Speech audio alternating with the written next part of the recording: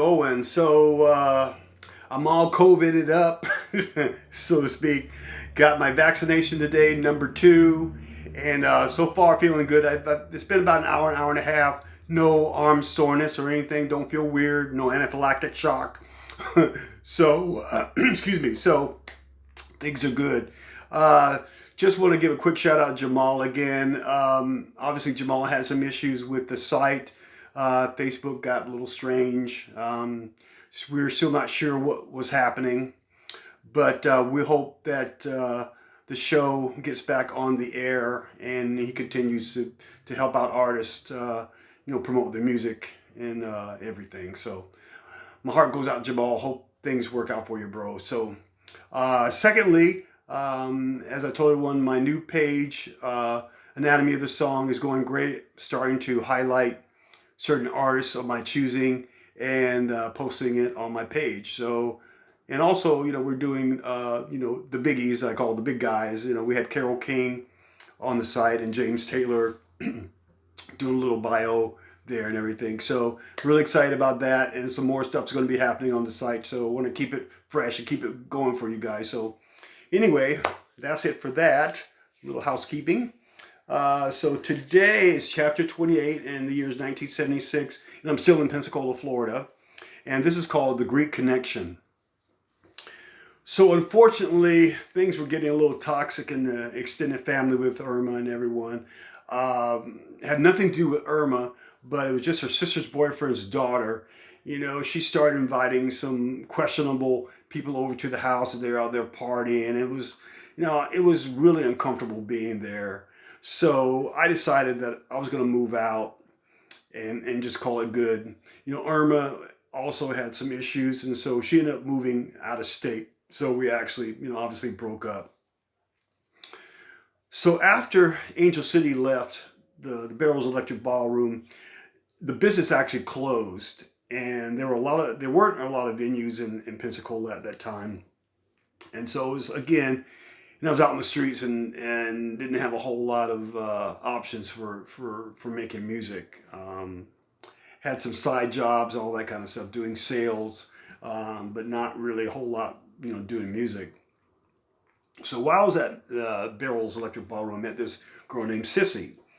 And Sissy was super cute, and she loved rock music, obviously, And so we became, good friends, and we became very close.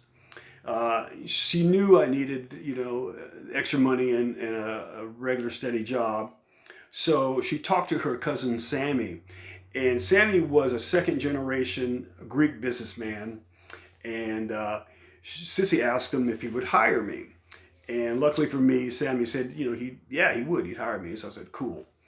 So Vance was still there. He was really seriously thinking about going back to Missouri because things weren't happening for him there either. So, but he was still there at the time, and Sissy and Vance hooked up, needless to say, for about a hot minute. And so, looking back on that time, it was pretty strange that they did that.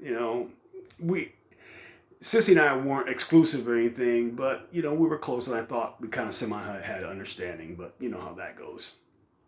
So, like I said, they got together for a hot minute, and then they broke up.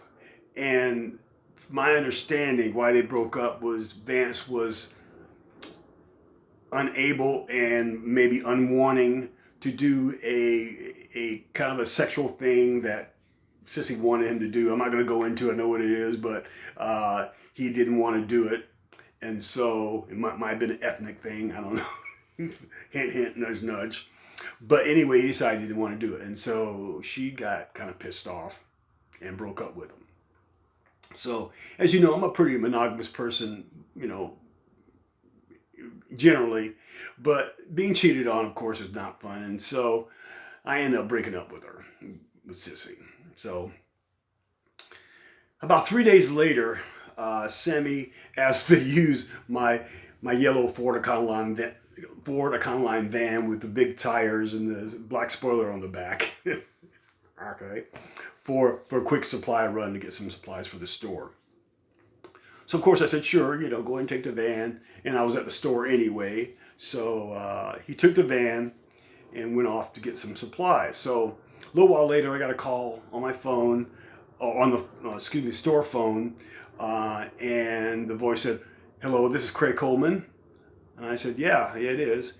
He says, the voice said, "Hi, this is Officer Patterson from the Pensacola State Highway Patrol.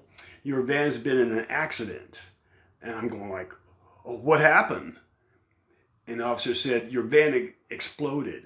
I was going like, "Wow, what, was anyone hurt?"